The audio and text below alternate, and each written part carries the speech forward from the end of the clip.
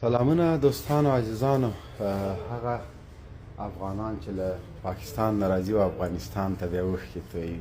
ته خدای دا وطن دې اوښکو تویوله ده، داسې ښه ورته وګورئ، زړه پکې خوشحاله کېږي. زر زر راځئ د خدای بندګانو.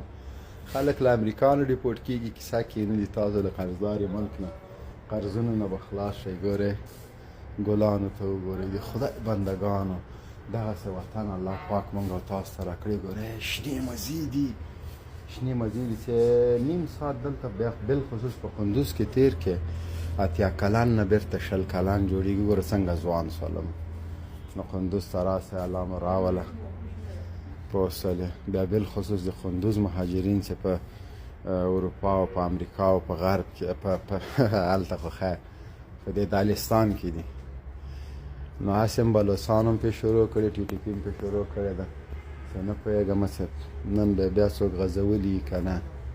کندوز د اتلانو کور، فاتح فاتح کندوز د شهید عبدالسلام خدای بخښلي ټاټوبی. السلام علیکم ورحمت الله وبرکاتو. عزیزانو دوستانو، فاتح فاتح کندوز ته راغلی یم. دا د شهید ملا عبدالسلام ټاټوبی، د قهرمان اتل غازی ملا محمد اکا ټاټوبی، د زرګونو شهیدانو ټاټوبی. دا هغه کندوز ده چې د اشغال په وخت کې 2 وارې فتح شو، او په دا رقم فتح شو چې یو مجاهد شهید شو او یو څه پکې زخمیان شول. خو کندوز فتح که خپل زور، خپل قوت، خپل شهامت، خپل جهاد اشغالګرو ته ورښوده. نو کندوز د افغانستان په تاریخ کې که ورته باب الجهاد ورته ووایه، باب الفتح ورته ووایه، د اتلانو د غازیانو کور ورته ووایه، نو انشاءالله العزیز چې په دې باندې ارزي. کندوز په شمال کې هغه ځای ده چې همیش د دې جنه مجاهدینو تبارز کړی ده. مجاهدین راپورته سوي دي، جهاد یې کړی، اتلولي یې کړې. نه تنها د امریکایي اشغال په ماته کې بلکې د روسیې اشغال په ماته کې هم د کندوز د اتلانو او د غازیانو لاسو.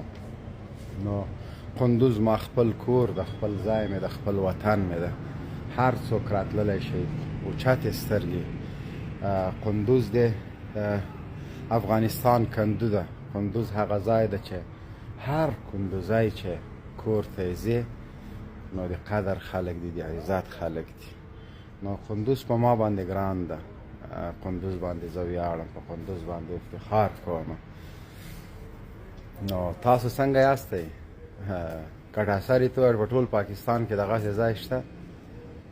بلوڅان خوب کې درځي که نه درځي؟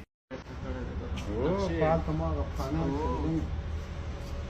عکس ما لیدلی.